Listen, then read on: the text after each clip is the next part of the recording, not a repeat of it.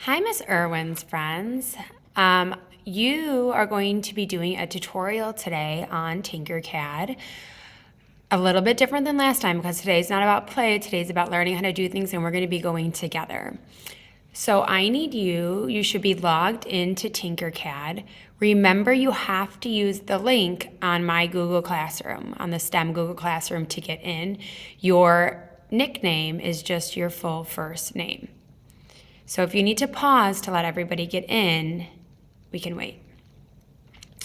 You should be on your dashboard. If you're not on your dashboard because you clicked around while you were waiting for other friends to get in, you are going to click on the logo here and that will take you back to your dashboard. We're going to go somewhere a little bit different today. We are going to go over here to classes. Let me see if I could. There we go. Oh, here we go. Classes. That's fun. Yours is going to look different than mine, but when you click classes, you should see Irwin 2425. I need you to click on Irwin 2425. When you click on Irwin 2425, you should see something called Introduction. An introduction is what we're going to be working on today. So please click on Introduction. And then you need to go here and click Start Tutorial. Do not click on the picture. Click on where it says Start Tutorial.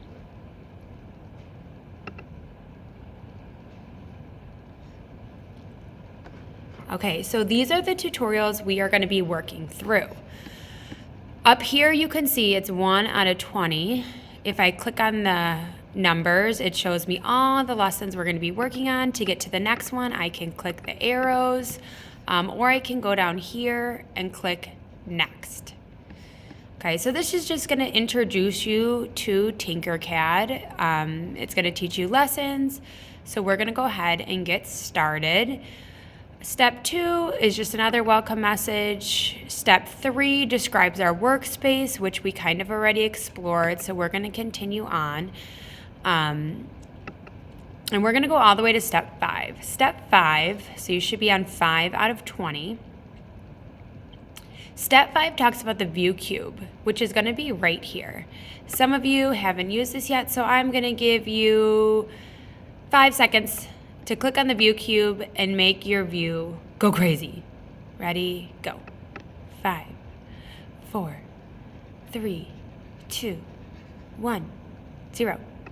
So using the view cube is how you can change the view. If you're in a weird view, you can just click this house to home view and it will take you back to the regular view. All right, so that is one way you can navigate around your workspace. Please go to step 6, and when you are at step 6, you will see these orange transparent shapes pop up. These are called hints. So throughout our tutorial, you will see a bunch of hints. They will tell you where to place a certain shape. So keep an eye out for these. Step 7, we're going to go to, talks about the shapes menu, which is over here. You should have already explored that. You will see when we get to step 7, you have a hint that popped up. So we're going to scroll down to the instructions. It says find the basic shapes menu and drag a box to the work plane and place it within the hint. Continue to the next step. So I'm going to come over to my shapes and I'm going to get a square. I'm going to try to set it down right in that hint. Okay, the best I can. Remember, you can use the arrows on your keyboard to move your shape around. So please just take a cube and drag and drop it in the hint the best that you can.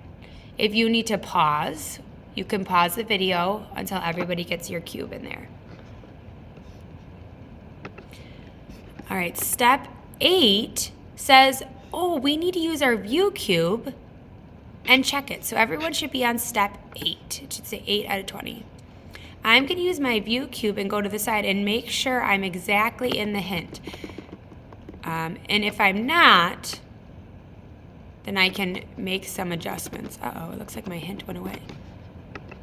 Let me check. I'm going to actually go back to step 7 because my hint went away. I don't know if that's going to happen on yours too. Okay, so now I know I'm checking all angles to make sure my square is exactly in a box, okay? So that was step 8, making sure it's on all sides. Now I need to go to step 9. So you should have 9 out of 20. 9 out of 20 just wants you to practice zooming in. There's a lot of different ways you can zoom in. One way is clicking this plus sign to zoom in and out. Another way is using the roller on the mouse to zoom in and out. Try that. You can also use your fingers on the touch screen by taking your 2 fingers and spreading them out to zoom in and zoom out. You can also do 2 fingers on the touchpad. So you guys can pause, and I'll give you about 10 seconds to practice zooming in and out in different ways.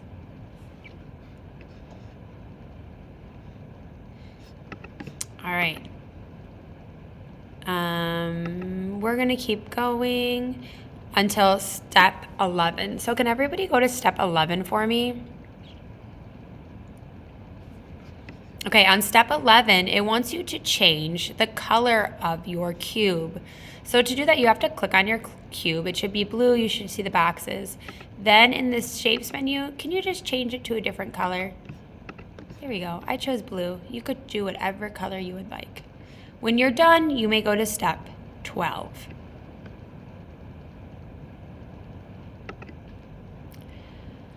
All right, if you're ready, step 12 asks you to also put a sphere inside the work plane. So I'm going to get my sphere from over here. I'm going to try to drag it exactly in there.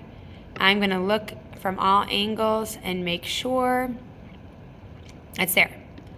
Now, this is all just practice, okay? So if you're really having trouble, if something happens and you can't get it, please don't get so frustrated that you get upset and ruin your day, okay? Just try your best here. If you accidentally click a box and your sphere goes like this and you're, oh no! Oh, and you can't get it back. I can't get it to be a perfect circle anymore. Not a big deal. Remember, up here is the undo button. So you can just undo it. Or if something super crazy happens, just delete it. Just click on it and click the trash can and delete it and go get a brand new shape. It's not a big deal. We're just practicing. So remember, it doesn't have to be, if you can't figure out how to get it exactly in here, just leave it just like that. It's okay if it doesn't look perfect. We're just practicing. Okay. So by now you should all have your sphere on your workspace. So it should be a square and a sphere. And I'm actually going to, blue wasn't a very good choice. I'm going to change the colors so we can see them a little bit better. All right, we're moving on to step 13.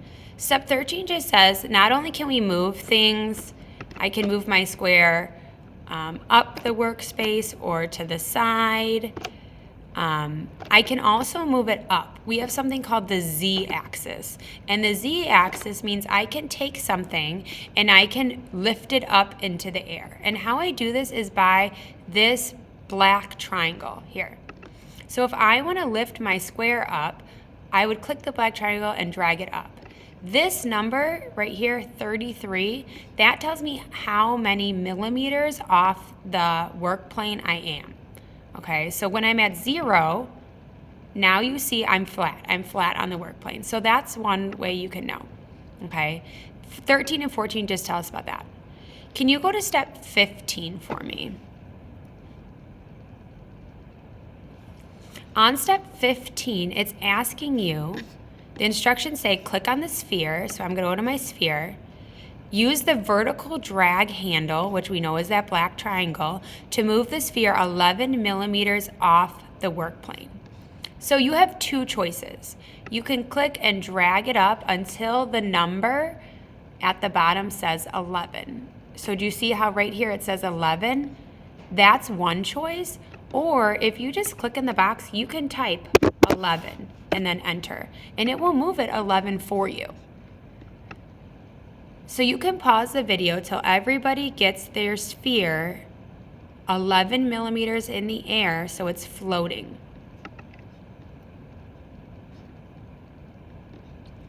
Okay, we are going to move on to 16. Step 16 says you want to get your square and your circle to look like this. Okay, so step 16 wants you to move the circle in the middle of the square like this. So when I was doing it, I moved my square. So I'm going to change my view and make sure my square is also in the right under the hint. So your square should look like this. Now I'm going to click on my sphere, and I'm just going to use the keyboard arrows because that is what is easiest for me. So on my keyboard, I'm going to go to the left. Let me change my view. And I'm just going to click the arrow on my keyboard until my sphere is in the hint. Like I said, we're just practicing. So if your sphere is a little off, it's okay. Just get it in there the best that you can. So this is what your shape should look like. You can pause and wait until everybody gets their shape and help each other. If you see somebody that needs help, help them get their sphere on top of their square. Alrighty, we're gonna move on to step 17. Step 17 is just having us practice making a hole. So now I'm gonna click on my sphere. And instead of making it a solid color, I'm gonna go over here to my shapes menu. I wanna turn it into a hole. So everybody click on your sphere, come over here and click hole.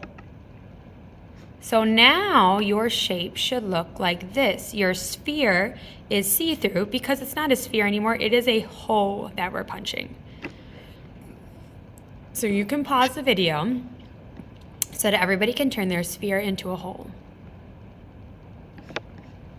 All right, we're moving on to step 18. Step 18 says don't just want to click on the sphere or the square, I want to click on both of them.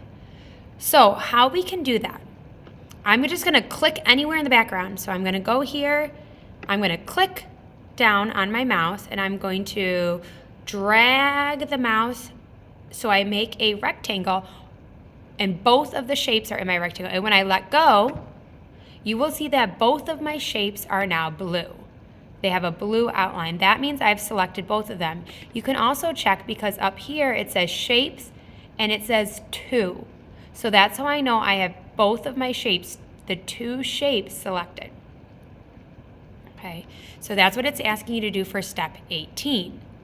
When we go to step 19, we are going to group those shapes. You need to have both selected. It needs to say 2. Then you're going to go up here and click this button. It says group. Okay, when you click group, you will see that now that's half of a circle hole is punched into my square. If you can still see your sphere on the top, you forgot to make it a hole. That's okay. Select them again, ungroup it, then make sure it's on hole for your sphere. Click on your sphere again, make sure it says hole, and then select them both and then group them. So it should look like this. You can pause the video while you punch your hole into your sphere. Okay, everyone's done. So we are done with this tutorial. I need you to click next. Let me see, I'm gonna go here and then it's gonna say done. You can click done at the bottom. Now we're gonna click continue. So next. So now you're on step 20, click done. We're gonna go here and click continue. Can everybody click continue for me? Help a friend if a friend next to you needs help. When I click continue, it's gonna take us to our next lesson. This is practicing using the viewfinder. It says testing your navigation skills. So you can use your mouse, you can use your view cube, any way you want. There are going to be hidden words, okay? And you have to use your view cube to find out what the hidden word is. So I need everybody to go to step 3, and when you're on step 3, you will see a box with a hidden word. I'm gonna give you 5 seconds to move your view cube around to find the word. When you find the word, raise your hand. Okay, when I get to 0, you can shout out what word you see. All right, ready? 5, 4, 3, 2, 1, 0. You should have found the word it's. Nice job. Okay, everybody go to step 4. Okay, is everyone on step 4? Here we go. 5, 4, 3, 2, 1, 0. You should have found the word time. It's time. Okay, number 5. Click the arrow to go to step 5. Find the hidden word. 5, 4, 3, 2, 1, 0.